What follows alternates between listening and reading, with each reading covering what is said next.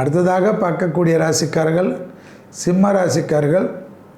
அற்புதம், முதலீடுகள், அனுகூலங்கள், எடுத்த காரியம் ஜெயம், நரசிம்மர் கவசம் கேட்பது, நரசிம்மரை வழிபாடு செய்வது ஏற்றத்தை ஏற்படுத்தி தரும்.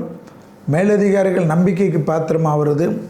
ராசிநாதன் 11இல் இருப்பதனால் பெரிய செல்வாக்கு பெறுவது, ப்ரமோஷன் தடைகள் நீங்குவது, உத்தியோகத்தில் மாற்றங்களோ உத்தியோகத்தில் ஏற்றங்களோ கிடைக்கக்கூடிய காலகட்டம்.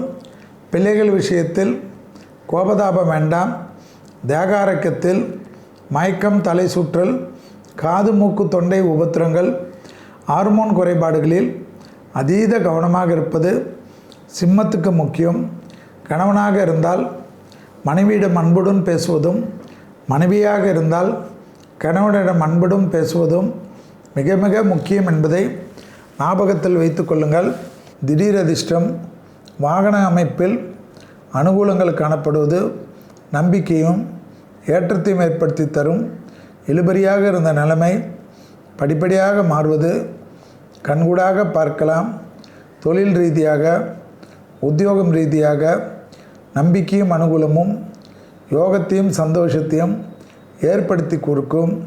முதலீடுகளில் குறைவில்லாமல் இருக்கக்கூடிய முதலீடுகள் திருப்பி திருப்பி அனுகூலத்தை ஏற்படுத்தும் என்பதை சிம்மராசிக்காரர்கள் ஞாபகத்தில் வைத்து கொள்ளலாம்.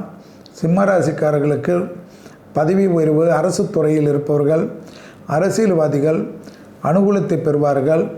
எதையாவது இருக்கிறதை விட்டுவிட்டு பறக்கிறதுக்கு ஆசைப்படாதீர்கள்.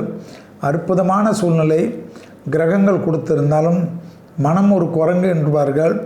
மனத்தை கட்டுப்படுத்தாத சிம்மராசிக்காரர்களுக்கு அஷ்டமத்தில் இருக்கக்கூடிய சனி, உடற்பயிற்சி செய்யாத சிம்மராசிக்காரர்களுக்கு உபத்திரத்தை கொடுக்கக்கூடிய சனி என்பதை ஞாபகத்தில் வைத்து கொள்ளுங்கள்.